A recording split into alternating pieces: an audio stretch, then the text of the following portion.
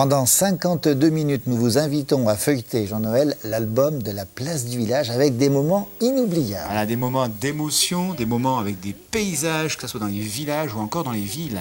Et tout ça sous l'œil d'un grand invité qui nous fait l'honneur d'être sur le canapé. Voilà, à très bientôt.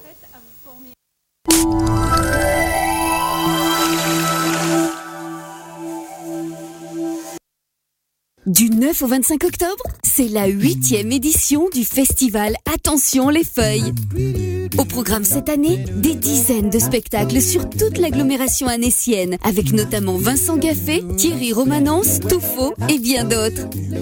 Attention les feuilles, c'est du 9 au 25 octobre dans toute l'agglomération d'Annecy.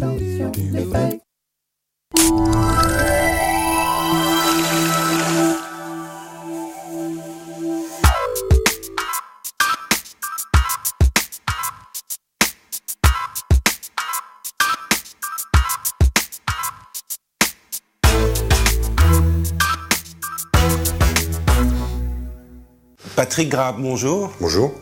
Après le succès de l'Évangile selon Satan, prix Maison de la Presse 2007 vendu à 150 000 exemplaires, Patrick Graham revient avec un nouveau roman, L'Apocalypse selon Marie.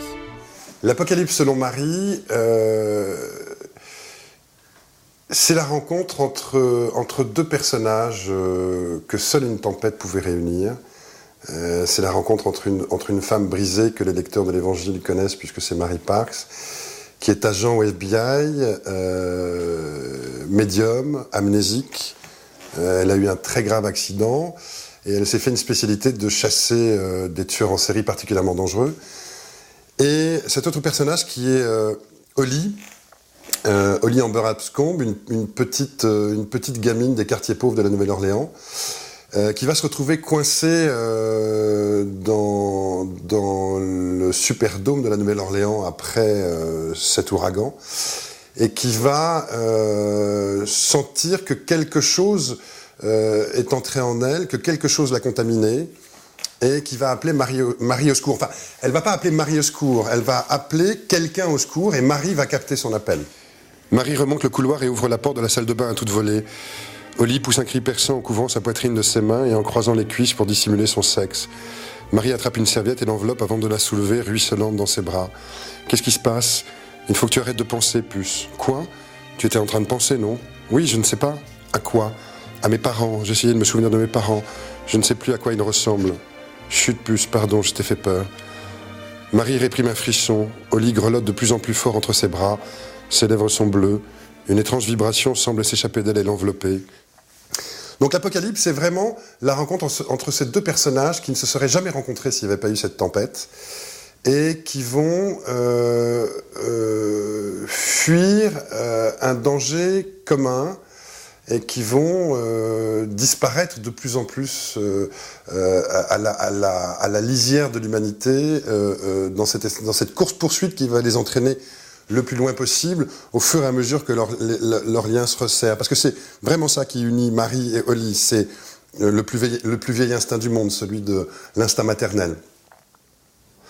La jeune femme a réveillé quelque chose de froid et de dangereux en effrayant la fillette, quelque chose qui est chargé de la protéger. Holly, tu m'entends ? C'est moi, Marie.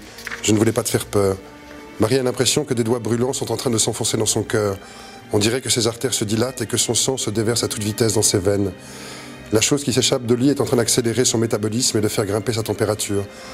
Holly, mon Dieu, Holly, c'est toi qui fais ça ? Marie suffoque, elle regarde les yeux vides de la fillette. Holly, arrête immédiatement, tu es en train de me tuer, tu m'entends ? Tu es en train de tuer maman.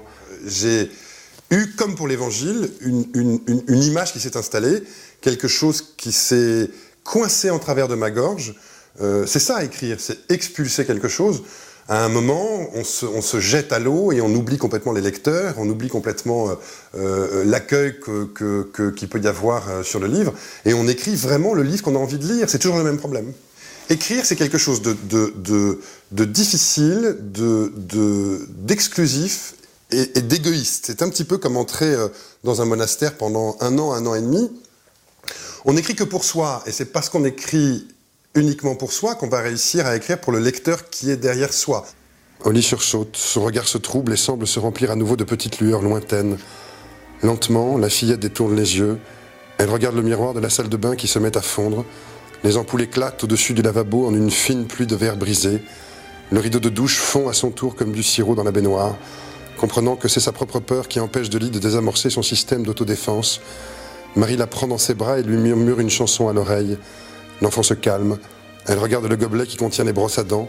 La salle de bain se remplit d'une drôle d'odeur de plastique brûlé tandis que les brosses se tordent sur elles-mêmes et disparaissent lentement. On a cette impression que un auteur de thriller a accès à un monde imaginaire, à un univers qu'il construit entièrement lui-même et qu'il est totalement déconnecté de lui-même et qu'il va déployer tout un paysage imaginaire, des personnages, une histoire. Au début, je pensais vraiment que l'imaginaire faisait tout. En fait, que ce soit un poème ou un roman ou une pièce de théâtre, on en revient toujours au même problème.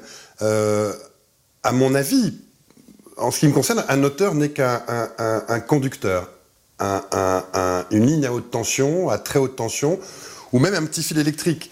C'est quelqu'un qui conduit quelque chose et c'est une porte qui s'ouvre sur un univers qui est lui, forcément, mais qui est aussi le lecteur en face. La paroi du gobelet ramollit mais ne fond pas. Le mécanisme est en train de s'arrêter. Marie est trempée. Elle se redresse en serrant au lit dans ses bras. La gamine est à bout de force. Marie quitte la salle de bain et remonte le couloir. Oli bredouille quelques mots à voix basse. « Qu'est-ce que tu dis, puce ? Il ne faut pas sortir, ils sont là. Qui ça ? Eux. »